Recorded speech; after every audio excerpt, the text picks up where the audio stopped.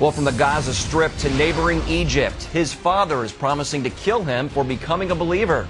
Now he's on the run with his wife and little baby. Dale Hurd has a story of one man's journey from Islam to Christianity.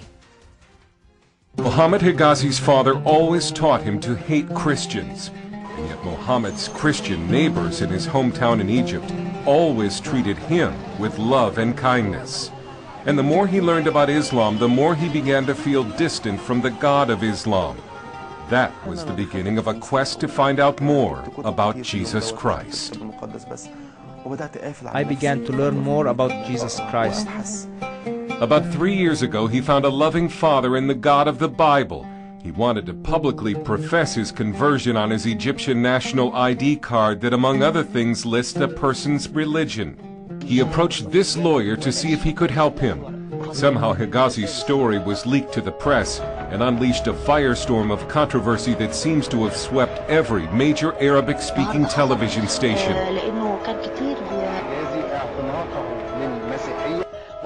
Anyone who becomes a Christian must be mentally ill.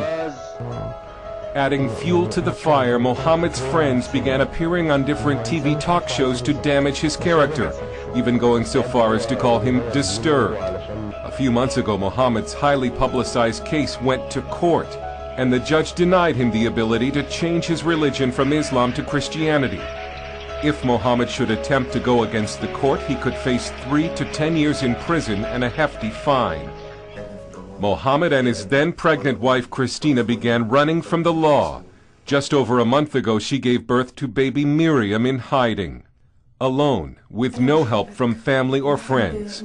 They've all sworn to kill her because she married a non-Muslim against her family's wishes.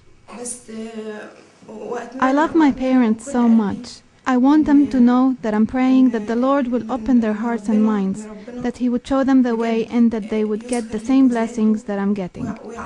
Muhammad's family is just as angry. In a recent interview to the local papers, Muhammad's father said, "I am going to try to talk to my son and convince him to return to Islam. If he refuses, I am going to kill him with my own hands." A short time later, Muhammad released this response. I would like to send a message to my dad. I saw what you said in the newspaper. You say you want to kill me, to shed my blood in public. But I love you so much because you are my dad and because Jesus taught me to love. I accepted Jesus Christ willingly. Nobody forced me. I forgive you. No matter what decision you make, no matter what you do, to my dad and mom, I say Jesus Christ died to save me. An Islamic council issued this Muslim edict called a fatwa back in 1978 that still stands today. It condemns Muhammad and Christina to death for becoming believers. Where does that leave their little daughter, Miriam? I don't think that God is asking you to make your granddaughter an orphan by killing her dad. But under the same fatwa, Miriam will be killed anyway at the age of 10 if she does not choose Islam. Dale Hurd, CBN News.